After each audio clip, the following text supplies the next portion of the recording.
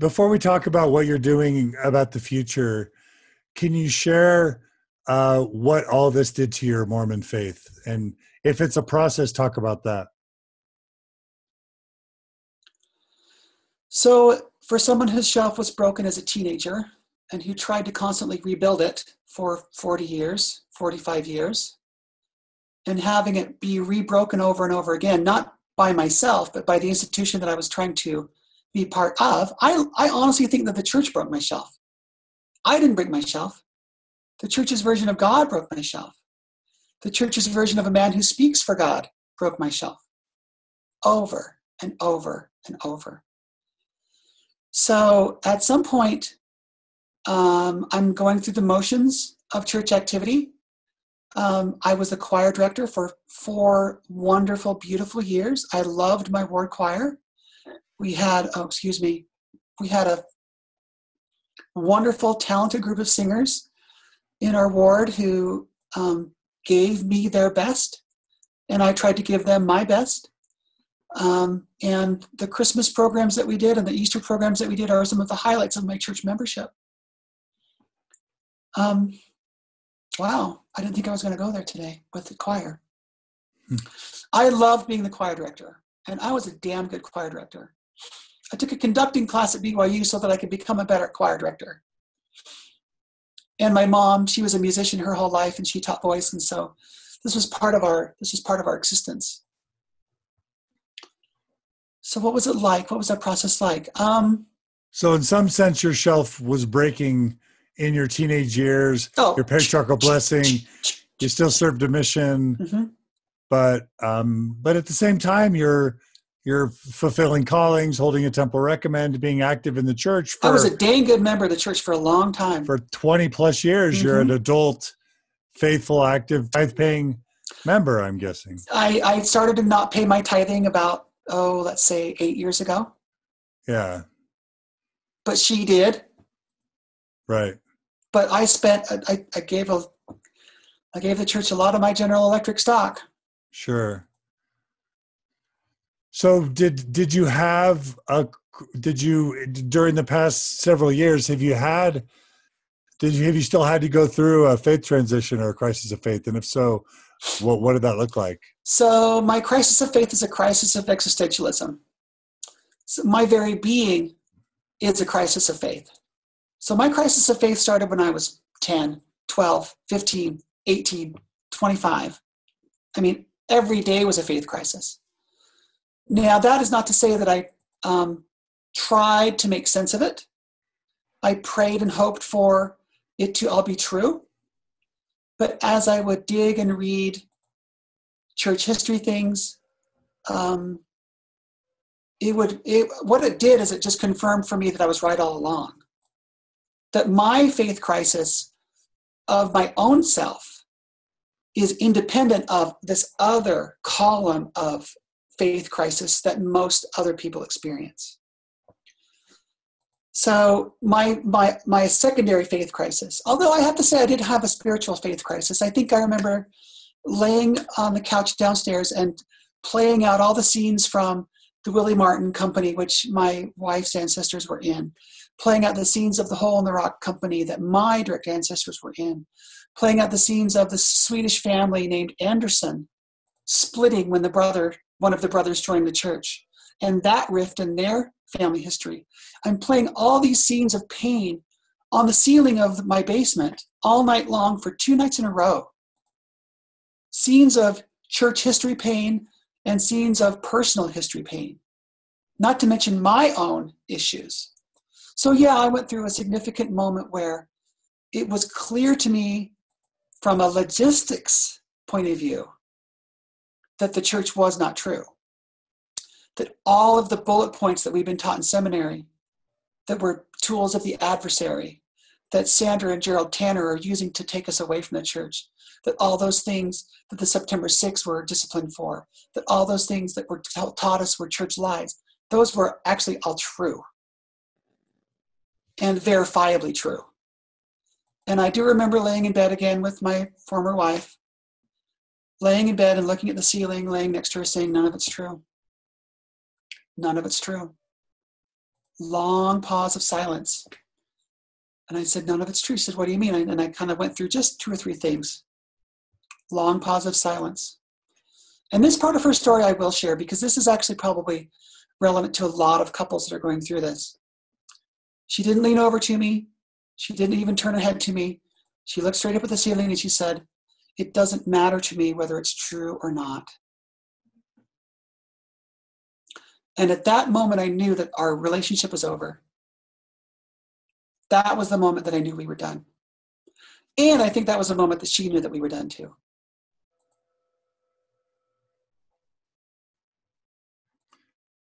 So a lot of people are asking, so she remains a believer, right? Yeah. And I support that. I'm okay with that. She actually is quite a good advocate for me. She is the connection now for me with my parents. She's the connection with me now for my siblings. She's the connection now with me to her side of the family. Many of those people who I have nothing but fond memories of. Many of them who have treated me nicely with kindness. My dear niece, getting married in the temple in June, she's inviting me to the reception. And I can't be to the one in Salt Lake, so she's inviting me to the one in Seattle. How much more accepting can you be? You know, these are people that I love dearly and have nothing but the fondest thoughts of. I clearly can't engage with them the way that I would as their brother-in-law or their uncle. So those relationships are broken. But slowly those relationships are forming in different ways. And every time one of those relationships forms, I'm, to use a phrase, I'm eternally grateful, because I am. So you have been able to maintain some friendship with your ex-wife, true? Oh, absolutely, yeah. Okay, so you haven't lost her as a friend. No. Just as a partner. Mm-hmm. Okay, well, that's nice. It's remarkable, quite frankly. Yeah. That's great. Okay, so she remains people are asking, she remains an active, faithful, believing member. She remains an active member. Okay. I don't know what her faith is. I don't know where her belief is. Okay. That's fair. Mm-hmm. Okay. And so you did have to have sort of a second deconstruction of your faith, and you've concluded what about the church's truth claims? It's all bullshit. Whoa! Care to mince words? No. Is there? I'm guessing there's actually a deliberateness in your choice of words. And I guess I would ask you, now that you see the life that you've led and the church's LGBT policies, and specifically its T policies, or lack of T policies. Or lack of T policies. And I think we'll talk about that a lot more tomorrow. Yeah. My guess is there's some anger in there about what the church does to people. Do you want to talk about that a little bit? At the risk of alienating people that I love, and at the risk of alienating people who I want to connect with in the future with my projects, true believing members of the church, I probably shouldn't go further, because I want to be a person that they're safe to talk to. Now, by me saying it's all bullshit, I've probably just burned that opportunity moving forward. But talk about the pain behind it, because if you just talk about why you feel so passionately, I think that helps people understand why you would talk like that. I've given myself up to a situation and to a system that ultimately isn't true. I've sacrificed my life for something that is demonstrably false. My life as it sits today is the result of a long, long, long series of chains of lies. That were told to you. That were told to me, and I retold to other people. So in many ways, I feel like I was betrayed, and I am part of the betraying. I'm working in Native American spaces for the past several years, and currently now in Sacramento, and I'm tired of feeling like I need to apologize and clean up the mess that the church has created in so many spheres. I'm constantly apologizing for the Mormons. Oh yeah, you messed up that. Sorry.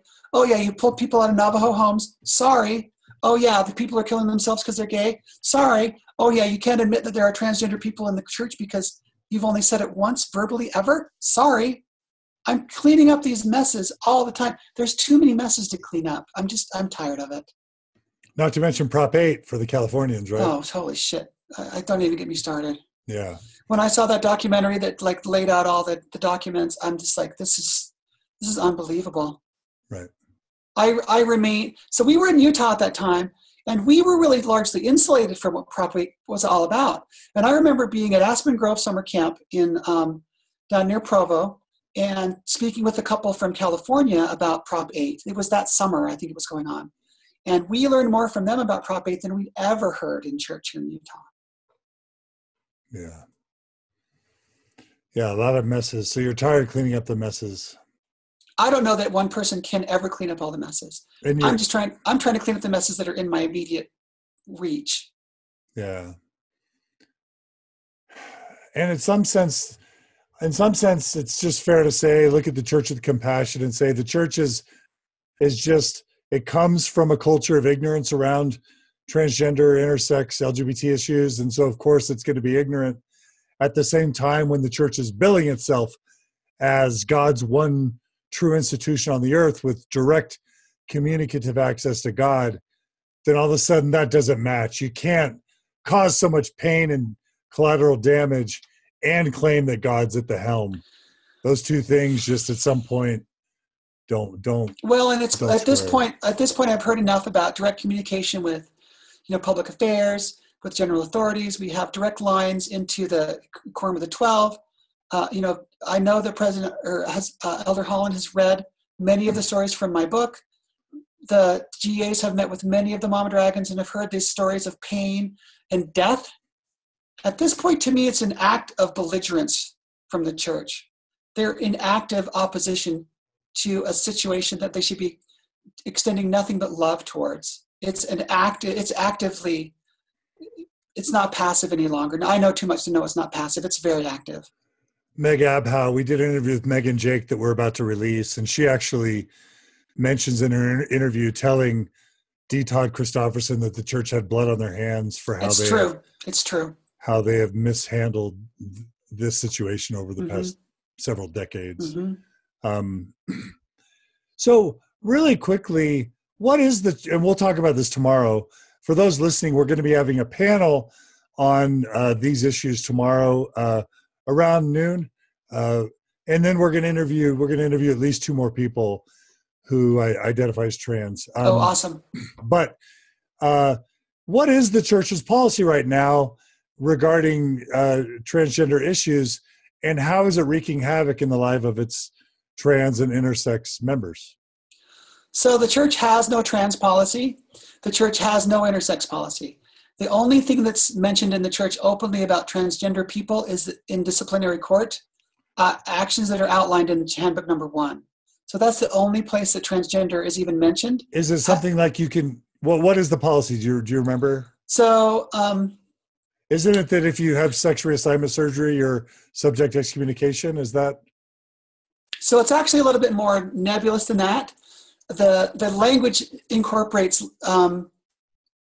words such as elective, transsexual surgeries, and may be subject to discipline. So lots of slippery language that I see crafted by attorneys to give plausible deniability, and at the same time give local leaders the green light to do whatever they want. So there's a huge range of interpretation how that is understood. And amongst transgender people that I know in the church, that huge range of tolerance is also seen. Wonderful accepting experiences in one hand, damaging, rejecting, marginalizing experiences in the other hand. Anywhere along that spectrum. So the lack of a transgender policy is actually the biggest problem. And the church has filed an amicus brief in regards to the Gavin Grimm case. They're becoming very, very clear on where they stand as far as transgender people's existence is concerned. Where is that? What is that stance? Their stance is that they should not be allowed to exist in the public space. The transgender people should not be allowed to use public restrooms, and by extension, other public mixed spaces. Listen, for listeners who just don't even understand the basics of this issue. explain why the bathroom issue is so essentially important and what it's about and what it's not about. Well, I'll tell you what I think it's about, and I think it's about fear. I also think it's about control. From the trans person, what's it about? Why survival? It's about survival. Talk about that. It's about being able to exist in the public eye and go about your day-to-day business, and let your body function as it's supposed to function. If I talk to transgender youth all the time who go to school and don't drink so that they don't have to go use the restroom. Don't drink water. Don't drink water during the day or before school so that they don't have to go use the restroom. I know transgender youth who are holding their urine during the school day, and that can lead to health problems. It can lead to urinary tract infections. There are health risks to this, not to mention mental health risks of having your existence denied as worthy of being recognized. It's not about safety in restrooms. If it was about safety in restrooms, a different set of laws that already exist would be more enacted, would be more regulated, or would be more enforced. It's not about bathroom safety. It's about control, and it's about the trans person's ability to exist in the public space. And so, and this is going to sound obvious, but let's just say a woman assigned as female at birth transitions to male. Why can't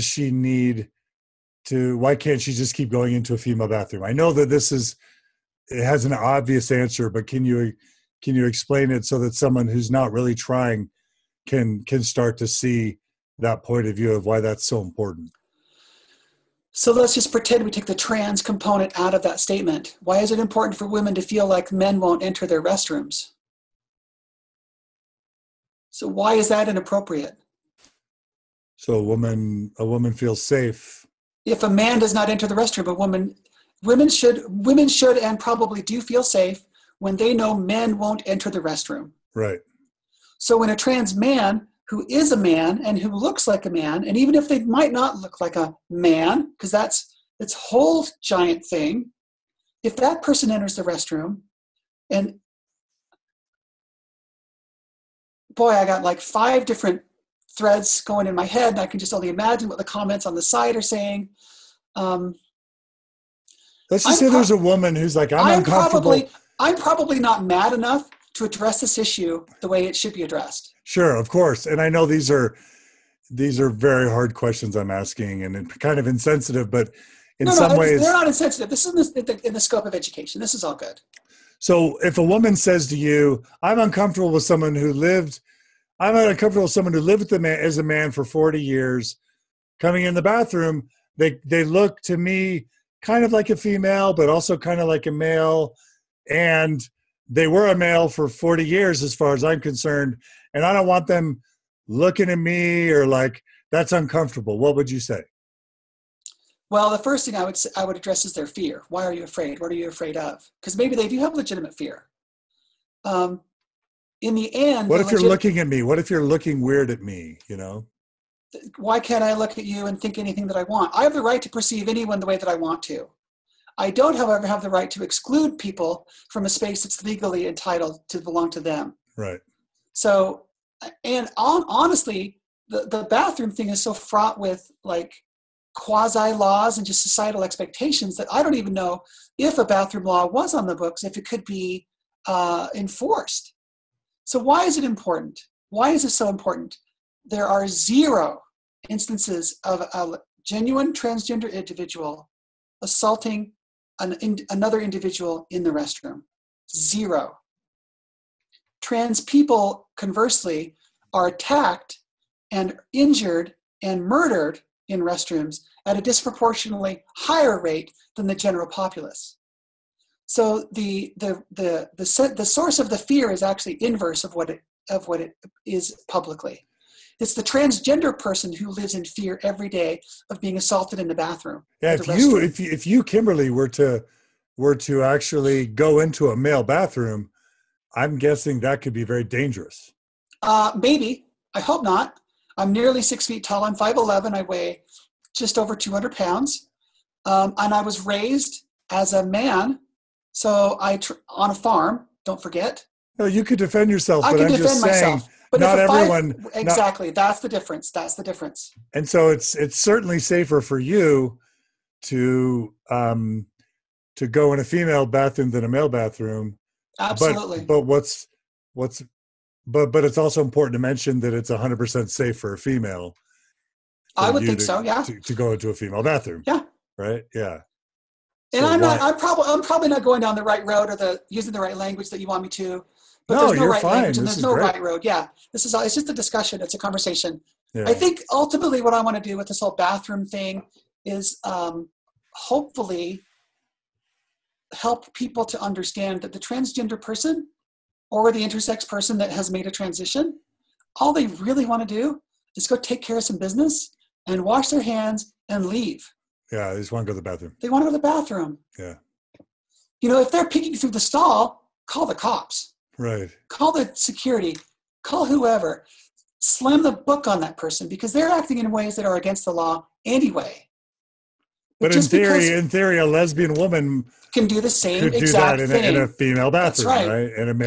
And a gay man can do the same thing in a bathroom. Or a straight man. Or a straight man or a straight woman could be peeking at what's more likely that a trans woman would be peeking at other women or that a straight woman would be peeking at a trans woman in a bathroom? So I'll tell you what's more likely.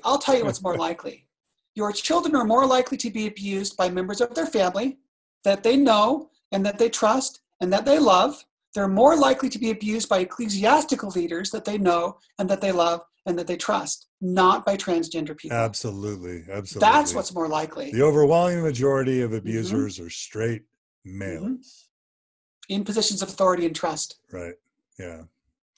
That's beautiful. What can, I think the church's handcuffs are, Joseph and Brigham didn't think a lot about trans issues and they didn't know about intersex issues in 1830 and 1840. And even though we claim to be a church of modern revelation, there haven't been a lot of sections added to the Doctrine and Covenants. I've been waiting for 40. I'm 48 this year. I've been waiting 48 years for revelation about me, and there's nothing. Nothing. There's just policy. There's lawyerly policy changes. So that 48 years of silence tells me that God doesn't care and God doesn't listen. Or God's not in Mormonism, not actively managing Mormonism. I'll go there. Absolutely. Yeah. Or take the nihilist point of view. God is dead. There's Nietzsche, right? Right. There is no God. Yeah. But I mean, if Christ is all about leaving the 99 to protect the one, where is Christianity on issues like trans issues, intersex issues? And by the way, I heard someone characterize being intersex as extraordinarily rare. Talk to us about that perception that intersex is an extraordinarily rare condition. So intersex, and I was going to do numbers tomorrow, but we'll do it today too. So intersex, and again, remember that the definition of what constitutes an intersex diagnosis is nebulous. So the number is actually also nebulous, but the best statistics that we have are it's between 1 in 1,500 and between 1 in 2,000, somewhere in that range. One birth with ambiguous external genitalia for every 1,500 to 2,000 live births. 1 in 1,500, right? That would be the low side, and the high side and the low side would be 1 in 2,000, which roughly corresponds with the amount of naturally born redheads in a Caucasian society. Oh, there's that word, in a white society. Right. So it's as common as being redhead, basically. Right? If not close to. Yeah. So that's, obviously, can you imagine, redheaded people not being able to have access to certain rights or privileges or full fellowship in a church or, access to the priesthood or access to marriage or a bathroom or whatever? No one would stand for it, right? Or their own human dignity by escaping genital mutilation when they're a child. Right. Exactly. Which is a human rights issue. Absolutely. Which is why I choose to call myself a self-actualized woman. self-determined woman, because self-determination is a human right. I have the right to determine for myself who and what I am. Yeah. And I just want to, we're kind of wrapping up, but I'm just going to say that it was so hard because I didn't know how to advertise this. I don't, if I think about you, Kimberly, and your story, you are a professional photographer. You're a parent. You taught at a university. You're a professor. At the church's university. Yeah. You're a humanitarian. You're an artist. Like your life, you have children. You have friends. That your life is so rich that in some sense, even though this has dominated so much of your life, it's just one part of your life. And your story stands as this incredible testament of courage, of integrity in many ways, of strength, of resilience, of love. And so I can totally see why the last thing we want to do is like Mormon Stories episode 742. Oh, is that what I am? Kim Anderson, trans woman. You know what I mean? Yeah, exactly. Like, what a terrible. Or you could say Kimberly Anderson, photographer. Yay! I mean, yeah, it minimizes all the other stuff. That's right. Yeah, it's such a complex thing because you have this big, beautiful, huge, epic life. Oh, and wow. here we are just like, okay, we're going to talk about this one thing, your gender, right? It's kind of complicated, right? And in some ways minimalizing or insulting or stereotyping. And I'm simultaneously acknowledging that and apologizing and just saying you're beautiful and brilliant and powerful, Thank you. And so many of the people listening are writing the same comments. Well, I love them all. So where are you now? Tell us really quickly, where are you now? What are you doing with your life now that you're no longer being a professional photographer full-time, no longer a professor? What are you doing? So sold the home, bought a big Dodge diesel truck, and I bought an Airstream, a 31-foot long Airstream, and I ran away from my problems for about 9 months. Just drove around the country, trying to figure out what I wanted to do, and looked for an area of the country that I could live in my Airstream year-round. And I figured that since I was from Sacramento and I have so many super, super, super close friends here, I would move to Sacramento and try and carve out a new life. So I'm visiting with my friend Kristen Montgomery, whose home I'm in. She and I are talking about school, and her son had just graduated from the University of San Francisco. And I start thinking to myself, I've been doing all this Trevor training. I've been doing the Mama Dragon Project. I've kind of become this touchstone for LGBT issues within Mormonism and suicide prevention. And I'm starting to have a little bit of a voice, but I'm really not trained. I'm really not trained to give people the right kind of advice in the right way at the right time. And so I thought I really should get a degree in some form of counseling or psychotherapy or something. So we looked at the University of San Francisco. They have a Sacramento campus. So I'm living here south of Sacramento, about 45 minutes, and I commute into Sacramento twice a week to go to school and get my marriage and family therapy degree. I'm just finishing the first year. It's about a 2.5 year program. And then I have 3,000 additional traineeship hours, supervised training hours. And then I can take the exam, licensing exam, and then I can practice in the state of California. I will ultimately end up with an LPCC, which is a more portable kind of a form of a marriage and family therapist accreditation. So my goal is to come back to Utah and specifically work within the LGBT population and their families, with the youth, and specifically to be a gatekeeper within the transgender community so that I can help facilitate trans youth have access to hormones and surgeons and, moving forward with their life legally and mentally as well as physically. So that's where I'm at. My life now has very little to do with photography. I will re-engage with photography as time and space allows.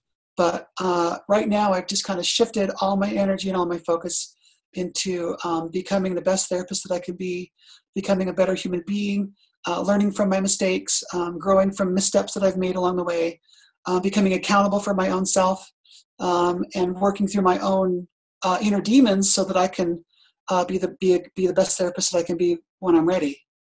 That's what I'm doing. And I've had lots of talks with you about psychology-related topics, and you're taking your training very seriously. Absolutely. And you're learning a ton, and you're going to be a top-notch. Well, I mean, you're already working with Natasha as a coach. Oh, that's right. So I'm working with her, doing some coaching with Symmetry Solutions for sure. I'm also working with the Sacramento Native American Health Center, doing some group work with them. Plan on doing as much work within the community as I can. I met yesterday with a lovely, lovely woman from San Francisco, whose her name is Erica Anderson. She's a transgender psychiatrist and professor at UCSF, and she's got some things that she's doing down in the Bay that I'm excited to work with. I'm doing a presentation in Palo Alto at the end of this month on another LGBT panel, and I'm honored to be invited to go do that. Coming to this place in your life where you've given up and you've lost everything or had it taken away from you, you kind of have to dig deep and figure out, what am I about? Who is this new person? And what's this new person going to do with their situation? Am I going to wallow in self-pity? Fortunately, I'm in a state of mental health and mental capacity where I don't go there. By the grace of God, go I, right? So I want to be able to use my privilege as a somewhat healthy person to help those that may not be in that same space. Beautiful. And I think you're going to bless and change and save so many lives. Well, if I do that would be wonderful. Thank you. I think it's it's already started with your life and your friendships. It's extended with the Mama Dragon Story Project. Mm-hmm. And I think this interview is going to extend that and amplify it. And then I think your trajectory, your career trajectory is going to just drive that home even more. So I am so honored to be a part of your story, Kimberly. Thank you. Small part of your story. Well, and so the thing about the first Mormon Stories episode that I really want to say thank you again, because part of my 9 months of running around the country, running from my problems, was doing those presentations in local areas. So the ability to have that stand as a bookmark on your site takes a lot of the pressure off of me to try and do that on my own time. So thank you. My pleasure. Yeah. All right. So I'm gonna let our listeners know. I want to thank everyone who's joined us live. I don't know if you'll be surprised about this or not, Kimberly, but Facebook is telling me we've reached 137,541 people so far, with over 10,000 views just from this live presentation. We've had over 31 shares, 317 comments. This is definitely one of the most successful Mormon Stories live events we've ever had.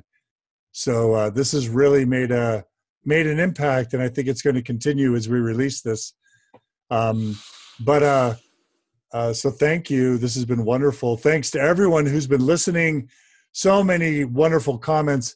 Hey, Kimberly, if you're ever having a down day, I want you to go to the comments on this podcast live feed and read all the beautiful, wonderful things. I have so many lovely friends that people are love sharing. Them to death. Thank you. Yeah, the love is pouring out on the Facebook live feed. I want to thank everyone for listening. What I want to ask you to do is the way we always end. I want to let our listeners know that tomorrow we'll be having a panel with several trans individuals. Wonderful people. And so that's going to be great. It's going to be around noon. Margie, my wife, is going to join us, and that's going to be great. And then we'll be doing 2 more interviews with a few trans youth. Awesome. Yeah, they could talk about what that was like, handling that transition in their adolescent years, which is a different story than in your adult years. Well, in a different place in time too. Right. Yeah. So I think that'll be powerful. I think we've got 2 great interviews coming up. And so please tune in to those and to tomorrow. But Kimberly, I'd like to end as we always try and do on Mormon Stories. And I just want to hear you share what you believe in now. What's your testimony? And I don't mean religious testimony. I mean your life testimony. If you had to share some parting wisdom or reflections or values, what would you share with to close? So Junebug, Kristen's dog, just showed up. Hi, Junie. What would I share? Words of wisdom. I would say that everyone's life has a noble purpose. And if you don't know what that noble purpose is, you're wasting your time. And it's up to you to decide when you're going to engage in the hunt to figure out what that noble purpose is. Not to say that my life has its noble purpose yet, but I believe working in anti-suicide and mental health is a noble purpose, and so I'm very excited to do that. My spiritual beliefs, as I've deconstructed Mormonism, I've kind of deconstructed God and man-made religion. And so my personal take on religion is that anything that God wants me to know doesn't need to be spoken through a man. I also personally believe that the English language, so it's actually spoken quite eloquently, I believe, in 3rd Nephi, when he talks about Jesus praying using language that can't be written. And I believe that that language does exist, and I believe that that's the language that God communicates to us using. Unfortunately, I think the context in which that passage was written is not spiritually binding on anyone, but I do like that sentiment quite a bit. I think that... So you're still a believer of sorts. I'm a believer in a grand architect of some sort. I am a strong believer in synchronicity. I don't believe in happenstance. I don't believe in chance. I don't believe in coincidence. However, I'm not a fatalist. I don't believe that, there's someone up there pulling our puppet strings. I think we're in charge of our own destiny, and the onus is on us to find what our destiny should be and to help create that destiny. But I think that when God speaks to me, he speaks to me through my heart. And having been a musician and a trained musician and still a fan of music, I believe that whatever God is, speaks to me through music quite a bit, and to my heart through music. So, yeah. What would you want said about you, just sort of your eulogy or on your tombstone, or with your grandkids? What would you want said? So as an artist, your legacy is something that you're always constantly worried about. My burial plans are to be cremated and scattered around the various points of the Great Salt Lake, so there will be no tombstone. But at my funeral or at my memorial service, if words to this extent are used, I will be happy. She tried to do her best. That would make me happy. If there are any kids who know that they're not cisgendered, is that the right way to say it? So gender non-binary or gender non-conforming. If there's a gender non-conforming kid mm-hmm. out there that is struggling and maybe they're in a Mormon context and they're trying to figure out how to deal, is there some, I know this is short, but like if you're going to give them some opening advice or perspective, what would you say to them? To thine own self be true. And it's important to find out who you are, and it's important to find out within what context you are able to safely be true. And so as a transgender youth or gender non-binary or gender non-conforming youth, you may not be in a safe space to begin to express those things. So know within your core who you are and love that person, and then seek for safe spaces that you can explore and help to realize that person. And find that core group of people that you can trust and open to them slowly and safely. That's my advice. And to the parent or sibling or grandparent or friend or church leader or teacher to that gender nonconforming child or adult, what advice do you have for them? This will be the most important thing I say all day. Let's end with it. Accept and love first. Understand later. You don't need to understand to love and accept. Mm-mm. That just makes it so simple. It almost seems too simple. That's the problem, is it is too simple. People don't think it can be that simple or it should be that simple. The problem is that people want to base their acceptance and their love predicated on their understanding. They get that the order is backwards. It's like, if I could just read enough and think about it and really get it, then I'll show you my love and acceptance. That's right. And that's backwards. And with any member of the LGBT community, what will happen is you will only gain that understanding through conversations with these people. Conversations, honest and frank conversations, will only happen when they trust you. Right. And they will only trust you when they know they have your unconditional acceptance and your unconditional love. Beautiful. You got to work backwards from the problem. Yeah. Beautiful. Thank you. Well, Kimberly, I think we're about to hit 4 hours, so I think we did our work today. Yes. I was hoping for a 6-hour marathon, but I'll settle for 4. No, I'm just kidding. You know I'm honored to have an hour. I honestly am honored to have an hour. Facebook shuts off at 4 hours, so it would cut us off after 4. So I stretched you about as far as I could. We started around 15 after, so I'm pushing it. Oh yeah, we better hustle. But thank you, honestly. Thank you. You are beautiful, and you are brilliant, and you are wise, and I love you. And thousands of people love you, and you honor Mormon Stories by being on the show. No, thank you. I do appreciate it. Keep shining your beautiful, brilliant, wise light to the world. Thank you. I will. All right? Thank you. All right. Thank you, Kimberly Anderson. Thank you. We love you. And thank you so much to all our listeners who have been tuned in very patiently. We've still got close to 100 people who are here 4 hours later. Wow, thank you. But again, it's been thousands who have tuned in. Nobody's got just 4 hours in the middle of the day, but we've had over 10,000 people tune in during the 4 hours. And that's I don't know that we've ever had quite those numbers. So thank you to everyone who's tuned in. Thanks to everyone who's made comments. Thanks to everyone who's been supportive. So many friends are sending kind comments. Thank you for that. Thanks to everyone who supports the Open Stories Foundation. Again, your donations make this possible. We are transparent. The money goes towards the mission of the nonprofit. It supports the wonderful staff that we have with Amy Grubbs and Cody Layton. And it allows us to hold events like the ones we talked about at the beginning of the show. And it lets us continue the various podcasts that we have and content to help support people who are not Orthodox or who are leaving religion.